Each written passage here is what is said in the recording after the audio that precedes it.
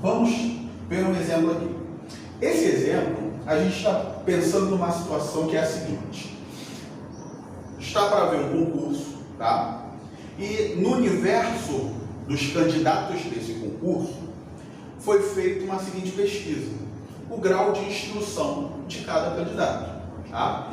E as informações foram tabeladas, ou seja, elas foram colocadas em uma tabela.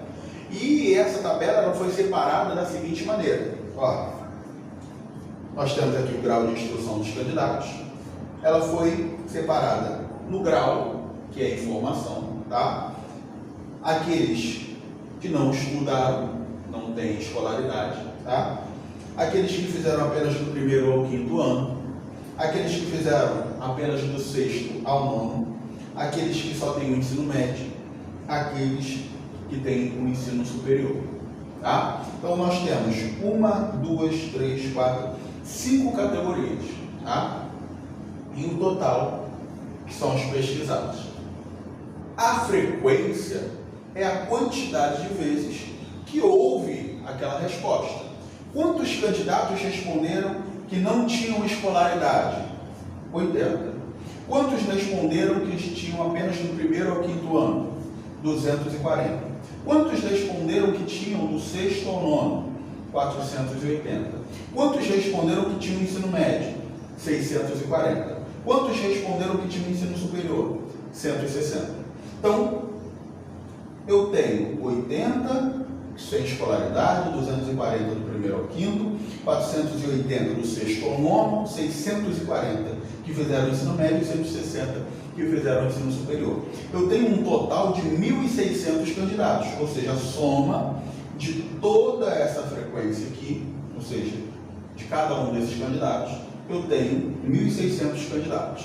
Agora, a frequência relativa, ela vai ser dada daquela categoria que eu estou analisando em relação ao total, tá? Só lembrando, a frequência relativa ela é dada em porcentagem e a soma de tudo tem sempre que dar 100%.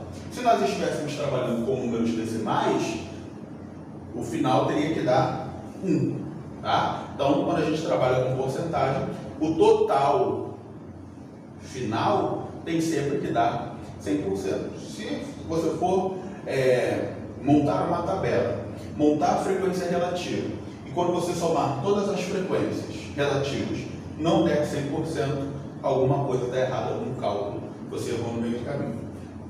Então vamos lá. Sem escolaridade, representam 5% do total, tá? Qual é a frequência relativa? 5%. Ou seja, dos 1.600, 80 apenas não possuem escolaridade. Professor, como é que achou esse 5? Do mesmo jeito que eu achei aqui. Ó, a frequência relativa, eu vou representar por FR, ok? FR, frequência relativa. Vai ser a frequência, 80, dividido pelo total, 1.600. Ok? Então, ó, cortei zeros aqui, simplifiquei em cima e embaixo por 8, tá? Então, o que eu tenho? 8 dividido por 8 dá 1. 160 dividido por 8 dá 20. 1/20.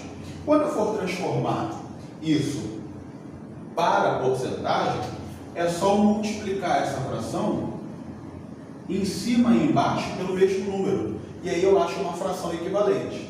Mas qual é a ideia quando eu faço isso daqui? Transformar para porcentagem, ou seja, porcento. Então, qual é o número que vezes 20, e eu sempre tenho que começar pelo denominador, porque é ele quem tem que chegar a 100, tá? Qual é o número que eu multiplico 20 para que dê 100? 5. Então, se eu multiplico embaixo por 5, em cima eu também sou obrigado a multiplicar por 5, tá? Eu estou achando uma fração equivalente a 1/20 que represente essa porcentagem, tá? Multiplicação de fração é direto. Numerador vezes numerador, denominador vezes denominador. Então, 1 vezes 5, 5. 20 vezes 5, 100. Ou seja, 5 centésimos. 5%. 5%. Tá? Então esse é o modo com que vocês vão calcular a frequência relativa. Beleza? Então, ó, do total, 15% fizeram do primeiro ao quinto, 30% do sexto ao nono, 40% fizeram o ensino médio e apenas 10% fizeram o ensino superior. Ok? Então, todas essas porcentagens se derivam desses cálculos básicos que a gente faz aqui, transformando a frequência relativa. Tá? Pega a frequência e divide pelo total. Essas informações estão expostas na forma de tabela, ou seja, elas estão tabeladas. Agora, qual é o outro modo que essas informações elas podem aparecer? Na forma de gráfico. Tá? Nós temos aqui esse gráfico que ele é muito conhecido, que é o gráfico de setores, ou que a gente também conhece como gráfico pizza, pelo seu formato de circunferência. Nesse gráfico em formato de setores ou em formato de pizza, cada uma dessas fatias, vamos dizer assim, ou cada um desses espaços, ele é proporcional às porcentagens, ok? Então, o espaço dos candidatos sem a escolaridade, aqui, ó, equivale a 5% desse pedaço todo. Depois eu vou explicar para vocês como é que a gente monta esse gráfico de setores e o desenho fica certinho, tá? Aqui, ó, eu tenho essa pizza bem dividida de acordo com a tabela que eu tenho. Então, ó, eu tenho sem escolaridade 5%, eu tenho do primeiro ao quinto 15%, eu tenho do sexto ao nono 30%, eu tenho ensino médio 40% e eu tenho ensino superior 10%. Vejam que a proporção do gráfico de setores ela é de acordo com a proporção percentual da frequência relativa. Tá? Então, ó, ensino médio é onde eu tenho mais candidatos, então é a minha fatia maior.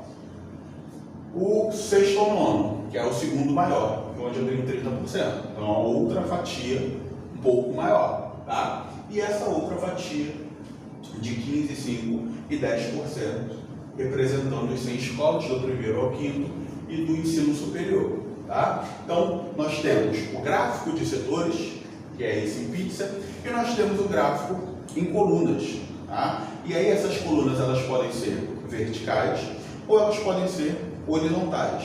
Os que a gente mais usa e que a gente mais conhece são os gráficos de coluna vertical, tá? Que inclusive a gente vai fazer exercício, já fizemos até um exercício sobre isso no nosso livro. Tá? Nós tínhamos o gráfico, se não me falha a memória, era uma questão que falava sobre a unidade de carros vendidos numa concessionária.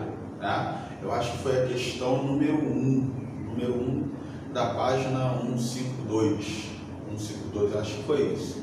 Se não me engano, se não me falha a memória, foi isso. Mas nós já vimos esse tipo de gráfico de colunas e nós intuitivamente já sabemos como resolver. Tá? Então, quando nós temos um gráfico, nós temos que aprender a ler esse gráfico, a interpretar as informações que esse gráfico traz, seja ele um gráfico de setores, seja ele um gráfico de colunas, tá? Ou seja ele também um histograma.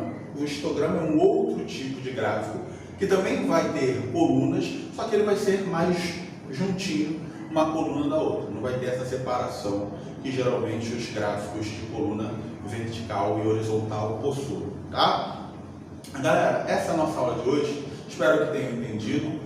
Na nossa próxima aula, ou no próximo vídeo, a gente vai aprender a como calcular, tá?